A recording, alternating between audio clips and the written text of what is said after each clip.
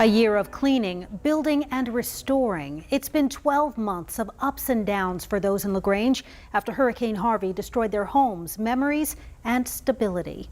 KVUE's Christy Millweard has been following their recovery and shows us how far they've come and how much they still need to do.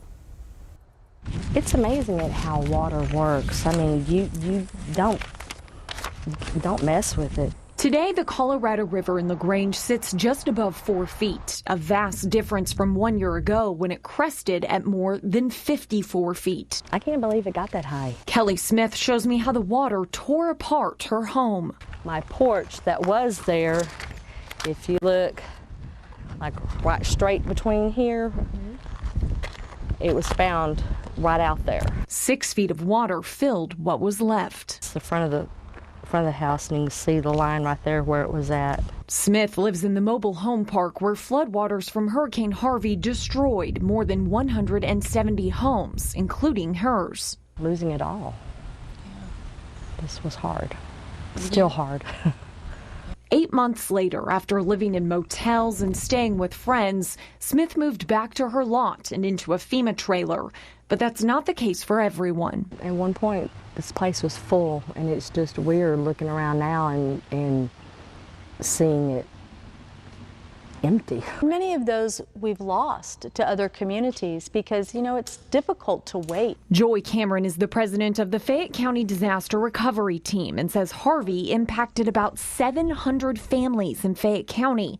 150 reached out to them for help. It can be kind of overwhelming when you first begin this process. You look around and you think, wow, I don't think that we'll ever get this done. In the past 12 months, she says they've helped 50 families get back into their homes. Through partnerships with the Mennonite Disaster Service and Habitat for Humanity, they've built 2 new homes, are currently working on 3 more, and have 8 additional ones planned for the fall. But their biggest project will be the new Hope Hill subdivision. The Hope Hill subdivision is going to be our solution to some of the flooded areas. The 23-acre property is out of the floodplain, privately funded, and scheduled to have about 60 homes, with about half of those already earmarked for flood victims. Smith hopes to move there. Hope.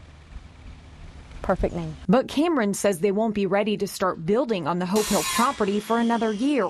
And Smith has to give up her FEMA trailer in February. After that, not really quite sure. Cameron says about 25 families are in the same boat. We're still trying to deal with what we're going to do with a lot of these families when that FEMA housing ends. For now, Smith is hopeful and believes even though the water was powerful, the people in Grange are stronger. We're fighters.